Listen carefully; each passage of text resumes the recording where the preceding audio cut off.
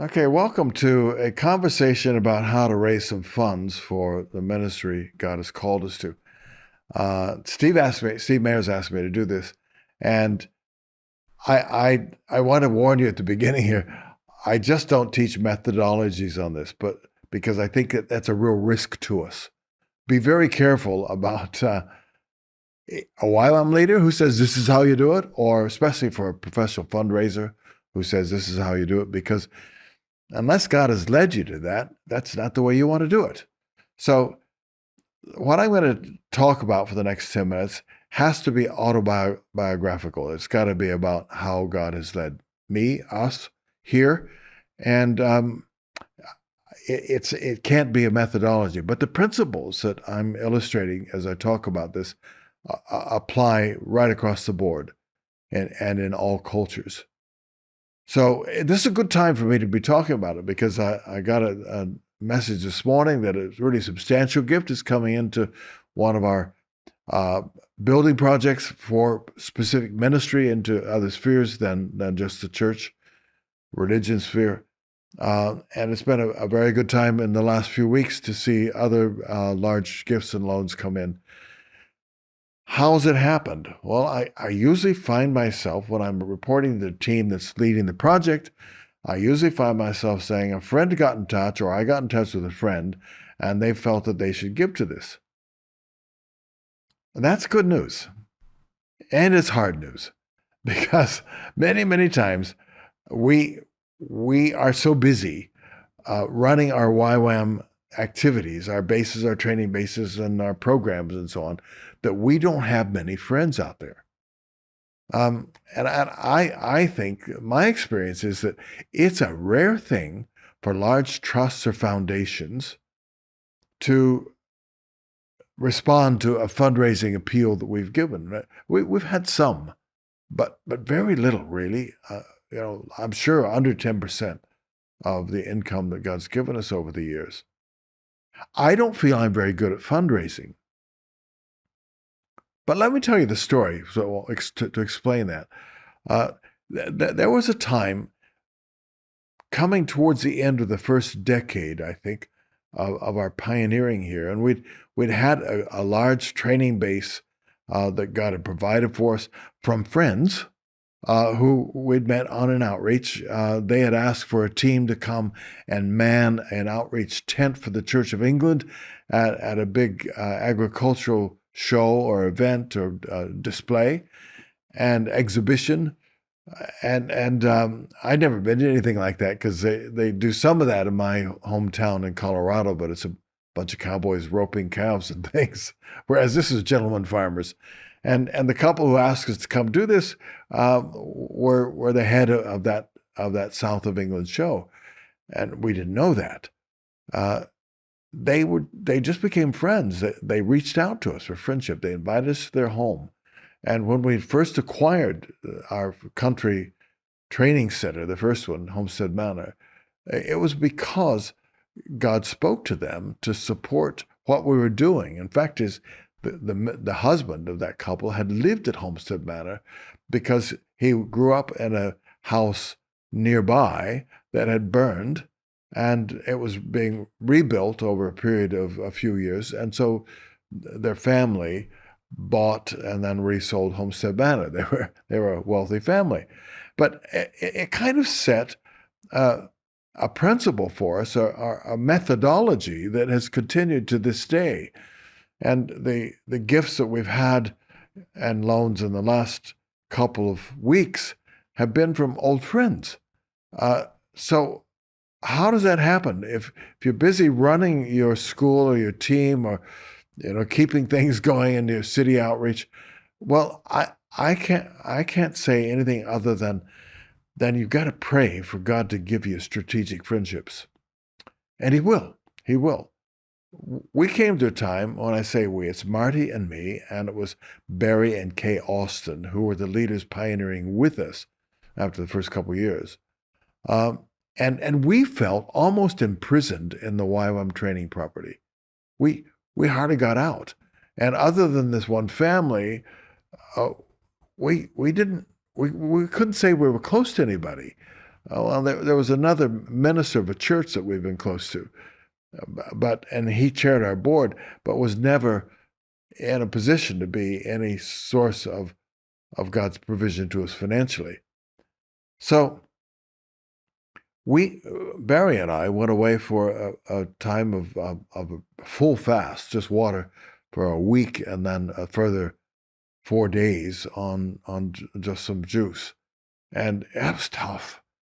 And I never did. I actually have never had a sense of great breakthrough on a fast, but I can say that after times of obedient prayer and fasting, there have been breakthroughs, and the breakthrough that we had after that was slow. It wasn't delayed very long. We began to fairly quickly after that find that we had openings and opportunities for friendship. I found I was invited to speak. I'd been invited to speak at any significant events up until then. And I was invited to speak at a very big gathering, 15, 20,000 or so Christians over the Easter holiday period. And there I met people. And the thing is, God gave us favor. Some of those people that met there became amongst our closest friends. And in talking to them years later, I always had the question, why did you reach out to us? And to summarize, there was a sense that God was with us, and so one of those friends, still a close friend today, asked me to come onto the board of the ministry that he was leading, and that led to other friendships, and anyway, and on it went after our fasting and prayer, because I think that most of the provision that God has for you will come from your friendships, people who know you and trust you. And therefore, God's provision will have, to a significant extent in YWAM, maybe not in other places, but it will have a significant dependency upon your character and how you walk with God is. Because people who are hungry for God tend to gravitate towards the spirit of other people because they see something that is akin to what they're hungry for. So that's the first thing. Build relationships. Now, the reason why that's not such great news is that oftentimes we get most interested in fundraising at the time when we've got to have some money and we've got to have it fast. And at those times, you're just dependent on miracles. And it's like the ravens of Elijah. There was nobody there to care for him, and he had to be in total solitude to stay safe and secure. And so God sent the ravens. And if you're in a situation where you don't know anybody and you don't know how you're going to survive, God will provide. And I think that's why it's really good to read that classic missionary book, Bruchko, or For This Cross I'll Kill You, because a guy who went into the Amazonian jungle, no way to communicate outside, and God provided for him. Barely, but he kept alive. And then, of course, there was more and more of God's abundance in his life, as there has been in ours. So that first step is, from the beginnings, cultivate the relationships that God gives you. When people reach out to you, reach back. Even if you feel that you have nothing in common with them, but you can't work out why they're being nice to you, and they're well above you on the economic scale and the social status scale. If they show an interest in friendship, swallow your insecurities and reach out and cultivate friendships. That was hard for me in this country to start with, because I always perceived the English cultural class system, that people who were up in that class system were way above me socially and culturally. So I had to just get used to knowing that I didn't know all the cultural do's and don'ts, but these were the people that were reaching out in friendship. And I made some serious cultural faux pas, but they forgave me, because it wasn't for my manners and my cultural adeptness that they were my friends. Then, in addition to that, God gives you people along the way who may never become close friends, but they're really interested in the ministry. Again, God gives them a sense of interest. Communicate with them. And keep communicating. Now, we were able eventually, after we've been around here in the country for 18, 19 years, we were able to buy the property we're in now, and it's a big one, and it was quite expensive. How could we do that? Well, we communicated with the people who were interested in YWAM, and we communicated honestly and with integrity. Value 18. We told them about our hard times, and we told them about our good times. We would open our hearts to them, and our newsletters. Hardly anybody ever asked to unsubscribe from the things we send out because we're just being honest. And when we were here in this place as tenants for 7 years and struggling with the desire of the owners to get rid of us at sometimes and to keep us at other times and always keeping us insecure in our accommodation, we would write out and ask for prayer. And as a result, hundreds and hundreds of people were, to some extent, living this experience with us.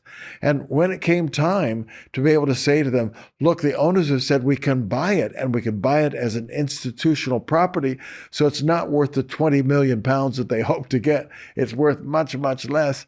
Then people rallied around and gave, and along with YWAMers giving, and one breakthrough after another, we were able, in a 10-week period, to pay for this property.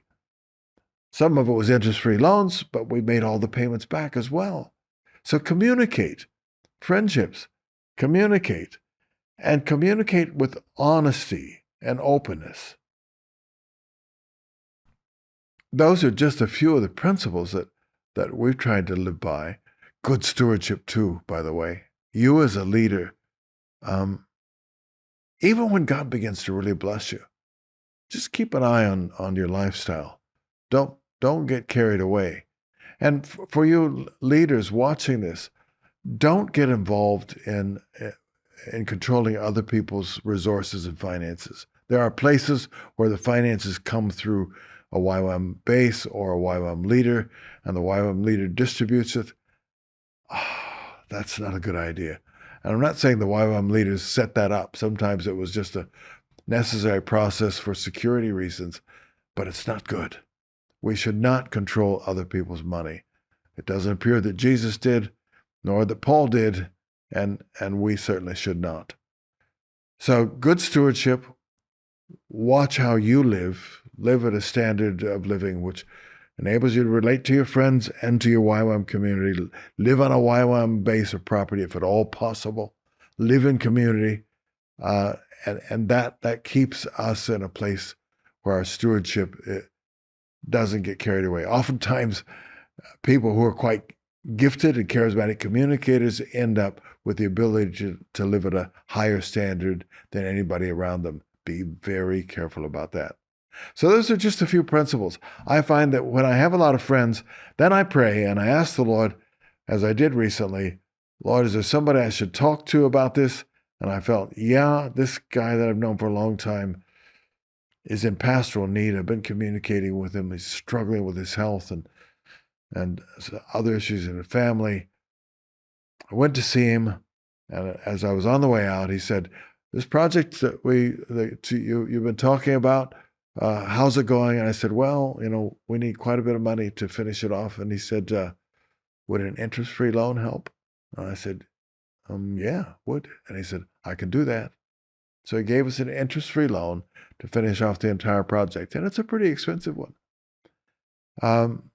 Anyway, I went there and I determined, I went with another guy who was also a friend of this man, and he said, okay, Lynn, what are we going to do here? What are we expecting as an outcome? And I said, we're not going to ask for money. We're going to see how he's doing, and we're going to pray for him. And I figured if God was in this, for him to be a provider for us, the Lord would be able to speak to him. God's pretty good at that. So that doesn't say I never ask for money. I had a phone call this morning where a friend phoned me from halfway around the world and to talk about other things. And as we were talking, I felt like the Lord said, go ahead and tell him where you are in the project and see if he and his wife will pray about giving. And I did. And he said, yeah, we'll pray about it and get back to you. So that's my autobiographical thought on how we raise money for ministry. May not fit you. Maybe you can use professional fundraisers or other methodologies, but I would urge you to be careful about reducing God's ways to methods that people are in charge of. Hope that's helpful. Thanks for watching.